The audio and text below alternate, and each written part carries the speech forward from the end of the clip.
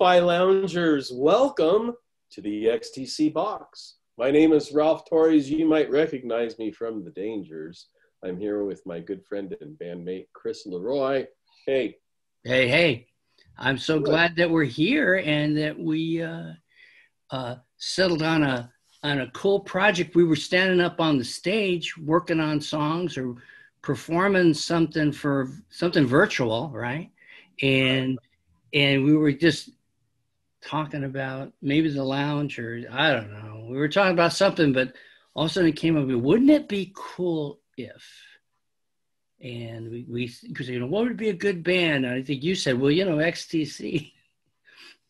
Yeah, well, it's one of those bands that's come up between us through the years. Sure. And certainly about the time we met was really when they were first getting some traction. Yeah. And I think, for both of us, people are familiar with their 80s hits, their K-Rock hits. Yeah. But for guys like you and me, they're such a songwriters band. Yeah. And, the team of Andy Partridge and Colin Moulding, even though they didn't collaborate, they had their own tunes, but together, XTC, we both agreed they didn't get, and they still don't get, the credit recognition they deserve for their incredible output through the years. And I think how the conversation came up, it's like, well, yeah, remember the first time you heard Making Plans for Nigel? Yeah. Oh, there we go. Yeah. Because that was most people's first experience. Unless you're in the UK, you probably got it around, heard some of the first two records a little more than you did here. But Drums and Wires was really the breakthrough. Oh, yeah. I remember it was released August 17th, 79. And I remember hearing it. It was about this time of year, but I was in Hollywood because, we were just out of high school, and it was always the thing to go to Hollywood and try and get in the clubs. I was just 18, I think. So I get in the clubs down there. But, in LA, there was just so much going on. So we were in Hollywood, and we were walking down Hollywood Boulevard, and Making Plans for Nigel was coming out of this souvenir shop. Okay. I think you were at Tower Records and heard it, but we're walking down, and that's when I first remember hearing that song, and it was just such a unique sound out of the gate, the whole drum rhythm and everything. Right. And of course, next time you heard it, you heard a little bit more about the lyrics and Making Plans for Nigel. And he has his future in British Steel. And it was very, very different in an era where there was suddenly a lot of new different things. Yeah, I think that probably the word different is that we were lucky in that we were able to kind of grow up, or I'm older than you, but we were both kind of coming to our kind of music consciousness, or certainly band and seeing bands or relating to the scene in the IE, when there were so many different kinds of music that were rushing up and into each other. And I remember in The Dangers, that was one of the challenges, is that, we played one gig as a cover band, and we learned some songs real quick. But even in that first day that we met and got together and we're playing some stuff, John and I were kind of showing each other. I showed him a couple songs, and we had played a song of ours in the set. And in that mix of all those different songs that were there, it was already very eclectic. The Dangers were already not interested in just one kind of music, it seemed like. And so even by the covers, we were grabbing a lot of different kinds of things. We snuck one of our songs in the mix, and people couldn't tell any different. So we looked at each other. I remember just keeping eye contact with John. It's like, I don't think they know this is not, somebody else's song. So we steered right away from it. But on the way to practice, we would always have our cassette, you know, of just everything that, you know, knew that we had heard and we were excited about. So we were driving from Redlands to Riverside to that bomb shelter place we used to practice across from Stern's Liquor or whatever. Remember that? Yeah. Right.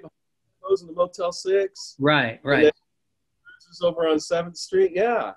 So that there's no windows. There were just bars on something up high, but that was our practice place. But I remember we'd be driving out there to Riverside. So that time that we had, you know, we were listening to these cassettes, and you know, we agreed about the Clash. We loved the Clash and Costello, Tom Petty, but when Life Begins at the Hop came on, either my tape or John, or it was on both of our tapes. That's the thing.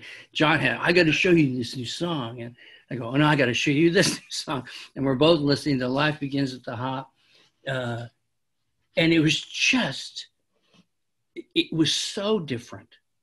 It was so different that it drew us in to a precision that we weren't prepared to do. I remember practicing it, and I was supposed to be playing the riff, dun, dun, dun, dun, and singing, and I just couldn't do it. You know, John could probably do it, but then I couldn't play the chords because John just really wanted. I think we wanted to play it, and this is when we were writing our own songs. But I think he wanted to play it just so he could do the solo in it. Right? It's got that crazy, you know, he's got that just, and he could play that perfectly. So it's like, how can I get Chris to play well enough so I can play my solo in this song? But it was, whether it be guitar, chord stuff, vocals, this frenetic energy that came with that album that just totally bought in, and it moved us forward.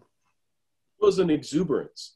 Yeah. I mean, Andy Partridge's vocals were just brimming with exuberance. Yeah. And yeah, vocalists like you hadn't heard in pop music. But see, we were coming on in '79, you know, you're coming off the arena rock era. Yeah. Right? I mean, music got huge. It was huge. And a social thing. But it did become a little long in the tooth and overblown by the end of the '70s. You know, there were a lot of bands that took themselves very seriously, and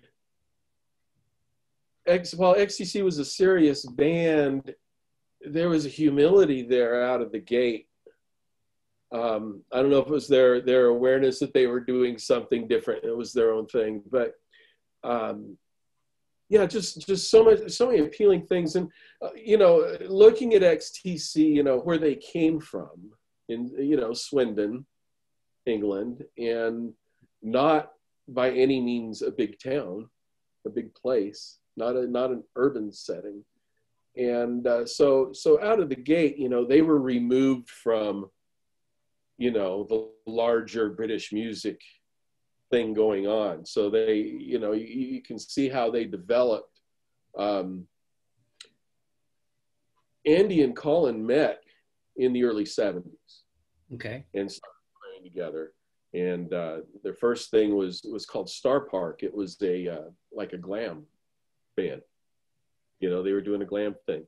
They opened for Thin Lizzy. Wow. That was a cool show. That sort of morphed into the Helium Kids. Right? And, you know, but it was basically those two with other players. Terry Chambers came in on keyboard. No, wait. I'm getting them mixed up now. Barry Andrews was keyboard. Right. Chambers was the drummer. Keyboard player exited before Drums and Wires. Right. And that's brought in Dave Gregory on guitar. And that would be, you know, Partridge, Moulding, and Gregory would be the classic XTC lineup, you know. And I think that keyboard exiting if you listen to the first two albums, they're very different. If folks go backward, if they bought Drums and Wires and then went back the other way, they hear a much more frenetic, rhythmically challenging, a much more quirky band.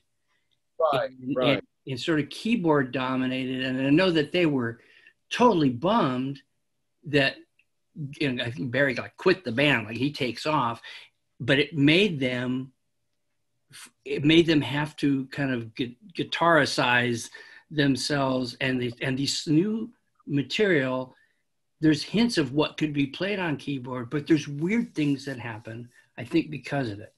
One, and you love the exuberance of Andy's voice, even from that first song, Making Plans for Nigel. If you listen to that drum beat, very distinctive, and it just has, there's already some energy, you know, something good is going to happen, maybe a little Devo influenced or whatever, but something good's happening with it. And then in between chords and verses, you have Andy's weird, just yelping that's in between, oh, you know, where he just does that little thing. I remember listening to it and it's like, what? Yeah, I go, woo. But he does it and it becomes a part of the riff. And it's like in that song, and I know that Virgin deemed that was going to be the single. So I think Andy lamented that about a third of the whole studio time was focused on that single. But it is so, Making Plans for Nigel is so jam-packed with so many ideas that bands would just take one and that would be their song. It would take one of those ideas. There's 17 things in that song that are clip, chop, chip, chop into it. But see, that turns out to be what Andy did. That was Andy's thing, is that very meticulous arrangement, a lot of stuff going on, and a challenge for producers. Yeah. Now the first two records were produced by John Leckie. When they got to Drums and Wires, they asked Virgin first to look into Brian Eno. Oh, wow. What that would have been. Right. But Eno said after listening to the demos, he told Virgin, I think they should produce themselves. Uh-huh. Of course, the label was like, no. That They settled on Steve Lillywhite. Yeah. And they liked his work with Susie and the Banshees and Ultravox.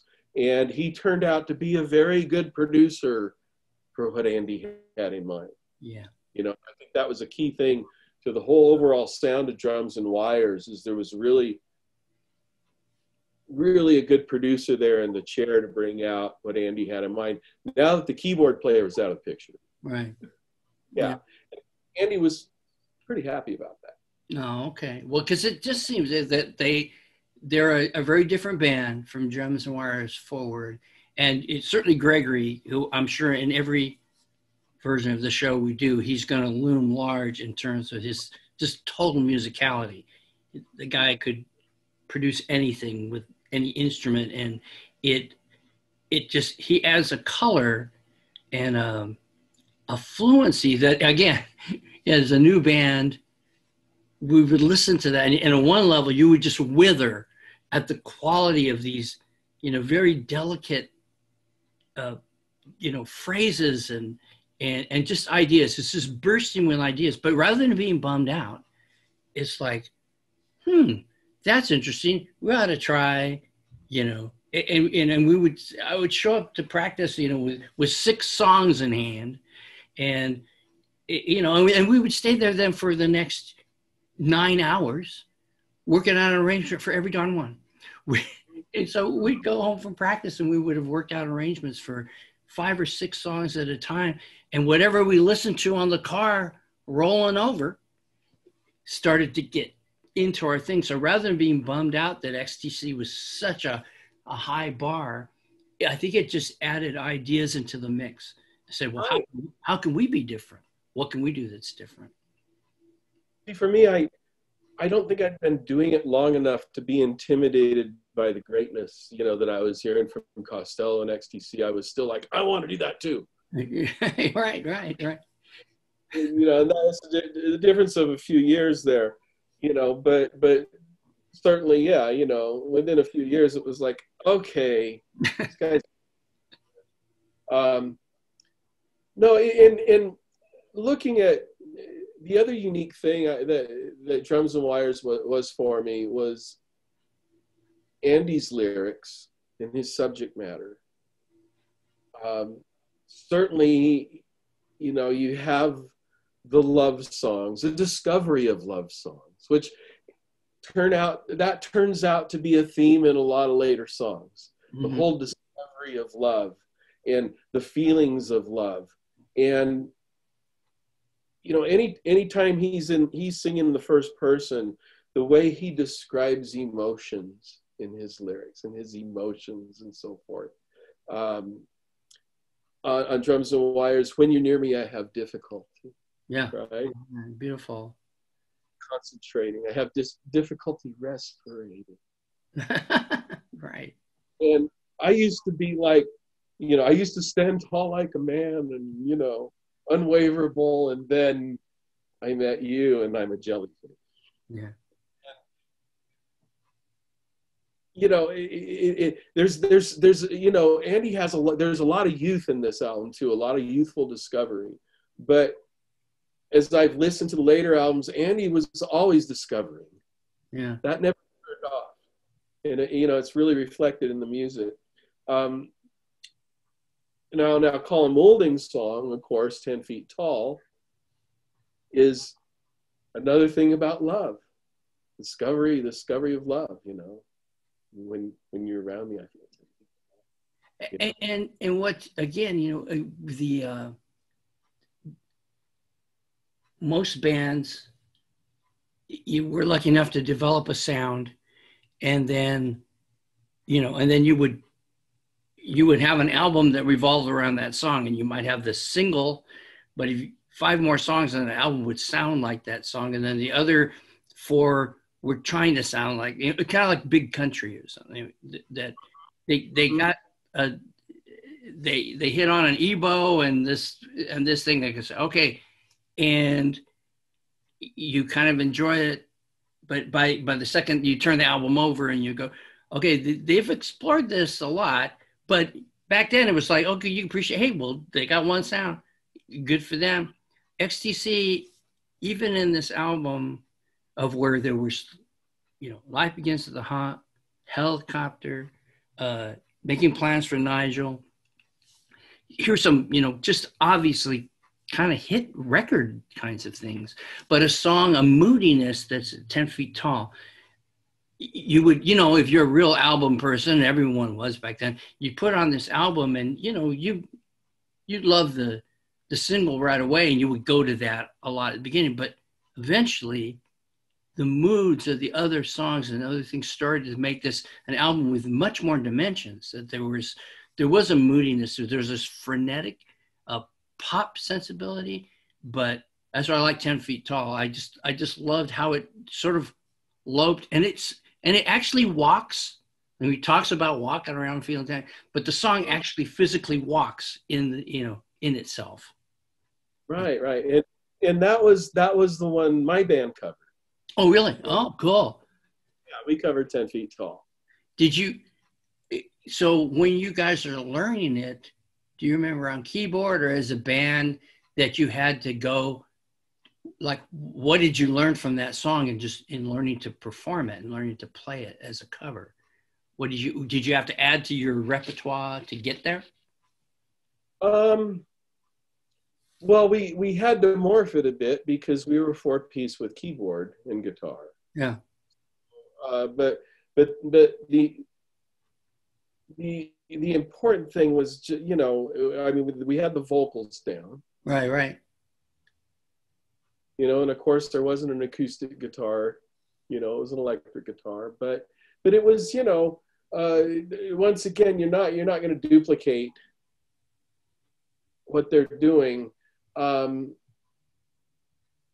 I mean, really, once again, at that point, every song you covered, especially new stuff, brought something new to your own wheelhouse.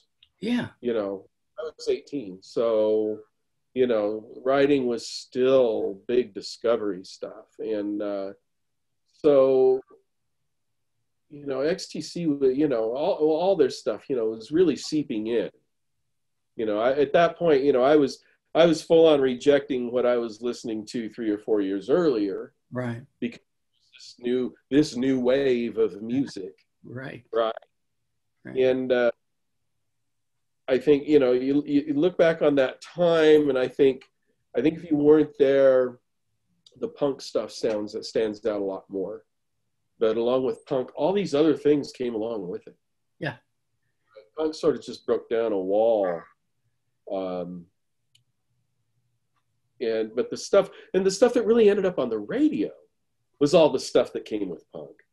You didn't hear Ramones really breaking through on the top 40, but certainly a lot of other new wave stuff. Yeah.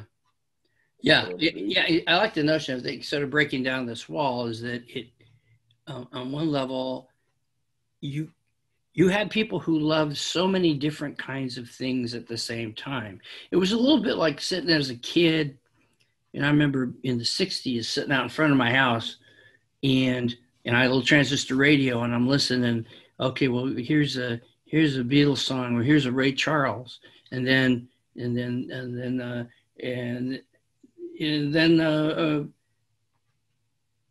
anything else would happen would be neither of those two things, you know, and so there were so many different kinds of music that would pop on this little box that was so eclectic that because it was on KFXM or KMAN, the only two stations we had there locally, people would be, you know, they'd be singing a new Beatles song or Hello Dolly, you know, Louis Armstrong, because everyone was exposed to the same language, but the language was very complex. And before music started to kind of come back apart after this 80s era, where it starts to kind of move into camps like it is now, there's not a central music theme, right? Yeah. It's that people who liked the Germs still loved XTC, and they would be singing the same songs. You know, would come up at a house or at a club or something, and you would have side by side this exuberant pop music and this, you know, I'm crawling across the stage punk thing. And it's like, oh, well, the wonderful thing is that you wouldn't expect Tony Fate was, hey man, that's a good, I like the way that turned out. I like how you turned that chord. And you kind of look at each other and go, oh, you like this? Oh, yeah, I'm into country. I'm into this. I'm into that. And it was maybe this joyful time. That's what this album reminds me of, this joyful time where everything was possible. Like you say, the word different, like you started off with, that it was way okay to be different. And you could push the limits, or you could kind of sit within inside of it, or you could like Dangers are really kind of more like a classic rock band in a way. I mean, we were probably closer in some ways to an older 60s sound. We'd play we'd sit right in the middle of we'd play at shows and it'd be 4 punk bands before us, and then we'd be in the middle and be 5 punks after us. And at the beginning, people would say, hey, you're not punk enough or what? And it's like, I don't know. There's no answer for it. And then the second gig, hey, we like you guys, man. You're so not punk. You're like punks. You know? So, okay, so just be yourself. I mean, the first time I saw the Dangers, you know, once again, that was a fun and joyful time to be playing music. And, you know, you're just out of high school. You know, you're getting your performance legs, you know, and I remember when I saw you guys, it's like, oh my God, the songs. You guys, you know, I mean, there were a lot of bands doing an original thing, but when I saw you and Johnny, you know, I mean, right away, I had a favorite local band. Yeah. And you know, fans of the Dangers know, I've mentioned many times before, that was the band I wanted to be in, you know. Yeah, there you go. but no, the Dangers were unique. You guys are really unique, and that's the main thing. It was the songs, and they weren't. I mean, at that time, we just come off that arena rock thing. There was a lot of preening. There were a lot of songs about girls and love and stuff like that were sort of, from a rock standpoint. But the Dangers, like you said, it harkened back to an earlier rock kind of thing. Yeah. And of course, the power pop, that really is, a later distillation of the 60s thing and vocals and everything. But right. no, right away, you guys were about the arrangement. Yeah. And about the hook, and so, I mean, getting back to that time, like you said, there was a lot of joy for me at the age I was. There was just a lot of discovery. Yeah. And that ties in a lot with Drums and Wires. Because Andy's songs at this point had a lot to do with about how he was discovering the world, like Roads Girdle the Globe. Yeah. Cool song. Right? Yeah. Like, and that is the way that it is done. Right? Oh, these are the rules now. And looking at them and sort of pulling all that stuff apart and seeing, Andy was seeing the rigidness that we're all supposed to fit into. Right. Describing that while beginning to exist completely outside of it. Right. Right. And it's interesting. I mean, an album where, they finally have, it's a breakout album, and they finally have a hit song with Nigel. And in that seeds of, I think he probably, or I think I read that he was very jealous of Colin because it seemed like the Virgin they wanted to prep him to be the star. Said, well, he has these looks, he's got these hit songs, and what he goes, he says something like, he has these good looks and I'm an egghead, but the thing that was going to sustain the band was that both of these was the personality and differences between these two people. Colin was never going to write as many songs as Andy was going to write. And yet he had a cool sensibility, pop sensibility. He could write things that probably were more easier to formulate as a hit. But right. If you started, even with this album, if you're reading the cover and you go, oh wow, Colin wrote Life Begins at the Hop, and he wrote, but just this cool helicopter, which was just about the most frenetic thing there. And I think he wrote it about some like Lego commercial that he saw where people were going to be in these jetpacks flying around a big giant Lego land before there was a thing like Legoland. And so he's making himself the helicopter, and just his voice, like you said earlier, just how he sings this insane song. Wouldn't you love to just be able to have the tracks and just listen to his vocals separately? Yeah. And it's just, he's like a rocket ship. His voice is like a rocket ship. And he becomes that helicopter. And I remember thinking, okay, this is disco thing, and it's going every which way. But that guy has, he didn't write Life Begins at the Hop, but you can hear him every time. That's the other thing we got to include in this thing, is how you get infected with his voice, or just how he says things in his world, right? Well, he has this sound of his voice, and where he pushes the pushes the sound and the syllable of it to make it sound sillier, or push it to, or just like helicopter, or just the phrases, you know, the girl is this whirly girly girl, you know, just he's not do it, you know, just unabashedly unafraid to do it. yeah. And many lead vocalists in 1979 wouldn't dare go off like that in front of a microphone in a studio recording an album on a major label. On a major label. And I think that's where, and that's the beginning of the trouble, is that he's, you know, already kind of jealous how the company sees his friend and fellow songwriters go, well, they're going to make him the star. But his influence on the album and all these little, you know, just little loopy lines he throws into, well, even into Making Plans for Nigel, just, oh, you know, that little thing.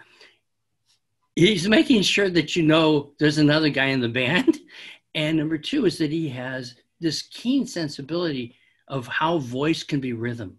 Voice can be rhythm, just like a drum beat, this little catchphrase. And now songs are there's so many songs that do that, where you're just this kind of this wordless riff.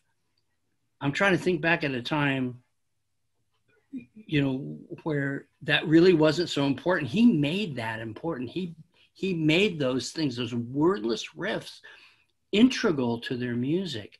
And so it's like he's daring. He's already kind of, I'm sure the company was already scratching their head and said, what's with Egghead?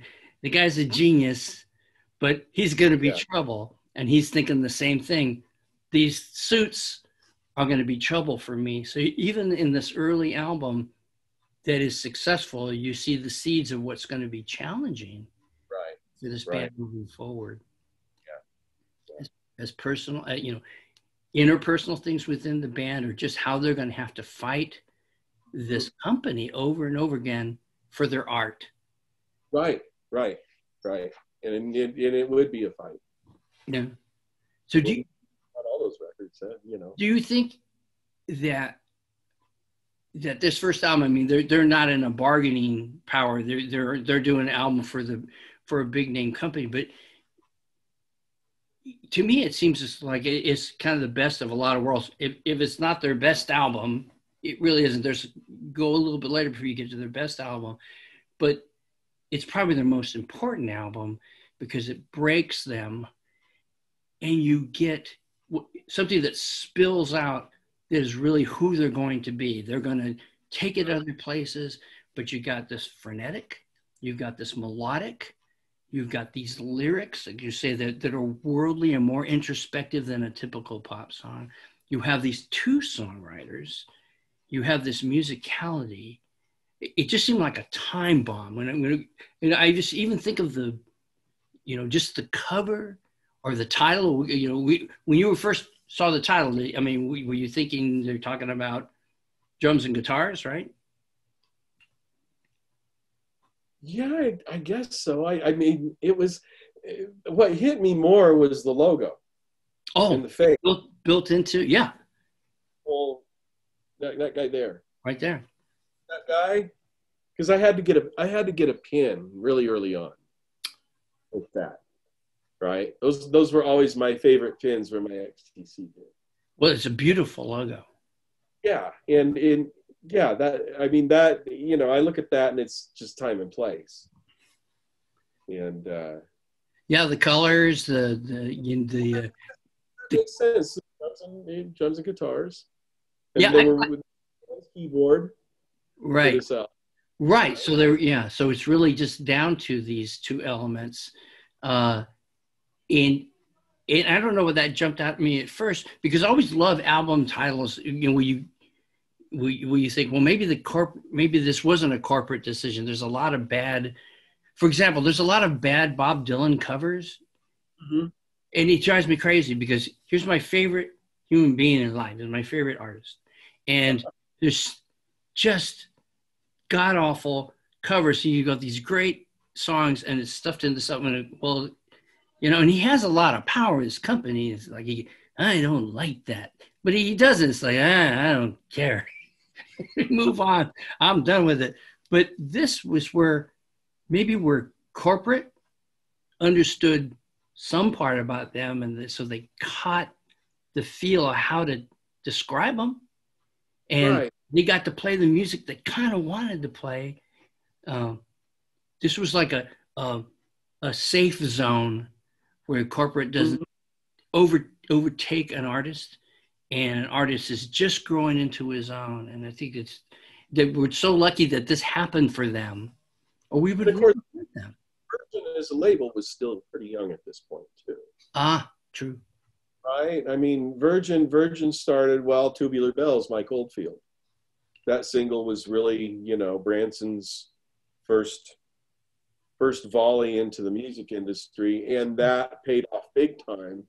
And when punk and new wave happened in England, there were only a handful of labels that were interested and that would sign bands like that. Yeah. You know, that's how Miles Copeland started IRS. Was the same thing. He saw all these bands in England, and he put together the thing for the Police to tour in the van before the first album, took them to America, because that's what you need to do to break a band. You got to break them in America. Right. And got that formula going with IRS, signed a lot of bands cheap by paying for the recording. Right. And sent them over on, what was the cheap airline back then? There was that cheap British airline. Oh, was it Freddie Laker? Yeah. And he'd fly them over, and they'd have a rental van ready and gigs booked, and off you go. Yeah. And Branson was doing the same thing with Virgin. Virgin was signing a lot of young bands like that, and the idea was one or two of them will, you know, do well, pay for the other ones. So at this point, yeah, Virgin, you might consider it a major, but it was more like a big independent at that point. They had,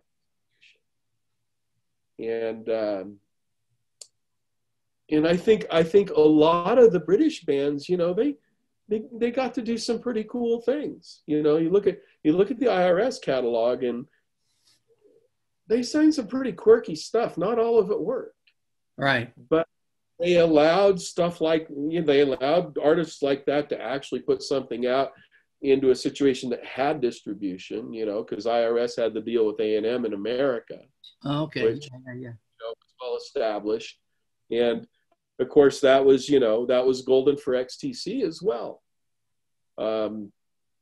You know, Virgin had a strong support in America as far as distribution, and the radio promotion and stuff. And fortunately, there were a few cities that were starting to have something like we had with Krock. Oh yeah, Krock being so important. Boulder, you had KBCO. New York, you had the one upstate that was real big. But you started having these radio stations that were not necessarily your KLOS or your KMET. Right. And would play this new stuff that's coming in. And I mean, you remember Krock when it was like an eclectic thing. Oh, I mean, Rodney, that was the thing. We would listen to Rodney on the Rock, and it was like it would validate. It was like speaking to a code to a small set of people. I mean, one great thing about this era is that the music that was happening from the Inland Empire was infused all the way out to LA. So so it was not like we were just a regional thing. Everybody was kind of a regional thing, and we were all getting these secret messages from Rodney, you know. And you would hear something like, oh, you know, here's the beat. Oh, there's the English beat. Oh, wait, hold it. They had to change their name. I mean, so we would get onto the dynamics of how these bands were kind of skirting in and coming around from all sorts of places. So that's also what made it so exciting. Is I think you're right. These young labels that were taking risks that, you know, for an audience like ourselves, we would eat up everything. I mean, it was just, we got excited about everything. Thereby, therefore, the differences of the kinds of music that came, that washed this way. Right, right. And I think a lot of us that listen to K-Rock, I mean, that naturally led over into college radio. Mm-hmm. I mean, I paid attention to KUCR before, but all of a sudden, you know, we're listening to Rodney and stuff, and someone says, "Hey, you've been listening to KUCR on the weekends, you know, on Saturday nights, man. You got this cool show," and KSPC out of Claremont, and you know, you became aware of those things. Buying import records, Yeah. right? I mean, did anyone really buy import records before 75? You wouldn't even know that they existed. I thought I was hot stuff when I came home with the Clash's first album, because most people heard the second album through CBS, and so like John and I were just worshipped the Clash, and so I go to Tower Records, and I'm, you know, thinking, oh, look at this green looking album, the Clash. Oh, they have a new album, and I'm reading the back. I go, no, this came out a year and a half before. And it's a killer. It's one of the best albums ever made. So, you know, of course, I'm big man on campus, right? Well, Chris had every album, actually. You know, but Chris has the import Clash album. Boy, what a guy, you know. Yeah. No, it's good times, man. Good times. It was, and I think that there's so much about that album. It's neat how we've kind of targeted the sort of the jump start that is Drums and Wires. You know, Mm-hmm. song-wise, it's their own jump start. But for a lot of folks, especially aspiring musicians, aspiring songwriters, they have, you know, there's some bands that even the great, if you love them, they seem distant. Like they have their thing, you have your thing. I'm a fan of it, but for some reason, I don't know what it is. I always just felt close to this music. Mm-hmm. And I would hear it reverberate through us. So when I saw the Police later on, I go, well, hold it. That's just Making Plans for Nigel, right? They wrote that song. That already came out. I think that they listened to that very intensely. But I just always felt close to Andy, close to Colin, close to the sound that they were trying to do, or how they were building themselves such a difficult path. As great as they were almost too good. But on this album, that there's this hints of, that's why I love that single, is that if you want a headphone, folks out there want to have one of the best headphone music experiences, just listen to Making Plans for Nigel. If you want to learn about how to arrange a damn song, listen to Making Plans. Or if you want to hear how hourly you can put instruments in that you're not even quite sure what that instrument is that's doing this. Is that a guitar? Is that a keyboard? Well, it would have been a keyboard before, right? But now it's a guitar, but recorded in this really tight, space. So it's like a lesson. It's like a songwriting lesson or a song producing lesson in a box, in a song, in a headphone. Well, the guitars on this album are very much not like guitars were sounding on other things. I mean, there were different approaches to that instrument. I mean, certainly Andy's approach to the guitar is a different approach, but it turns out Dave Gregory was right in there. Oh, yeah. And really, he was more of a traditional rock guitarist, but he ended up fitting right in. He's the secret sauce in so many songs. And yeah. Well, life begins at the hop. Like you said, the headphones. Listen to the lead guitar, or the lead on that. I was just, dude, I was just listening to that when I was coming over to the studio here at Lo-Fi Labs. And, you know, I listened to this finger pick, and I was laughing because I remember John having this down like a science. But what happens at the end of that solo, he has this very, very tight picking, and it's muted. And then the last four notes, it opens up. And I'm thinking, wait, how does he do that? He's playing it. He's not muting anymore. He does this other thing. I go, that's a heck of a decision to where, you know, so in a mixing album would be bringing the guitar up louder or softer or adding a reverb thing at the end of the thing. He does it physically on the guitar with how it's played. That's a master musician. And again, I was shamed again, even 40 years later, I was shamed again how good these musicians were. But I felt close to them. I felt like they were interested, and they worked from completely different cultures, but they were interested in a kind of personal song that that I was interested in, and done very differently at a much higher level for them, but that they were quirky enough to take on some things that would not be the typical pop, Right. the typical. Well, you know, and as they continued on and would have albums that were not as successful commercially, yeah, they were still successful for me. You know, yeah. I bought and I really embraced. And later on, that's when I really felt the personal thing. Yeah. Because there weren't a lot of people that were hearing these songs. Right. Still, these guys are putting in full effort on the albums, you know, and as we get into some of the other records, you know, each one just has its own special thing to it. Its own place, its own environment, its own kind of musical instruments that fit into the sound.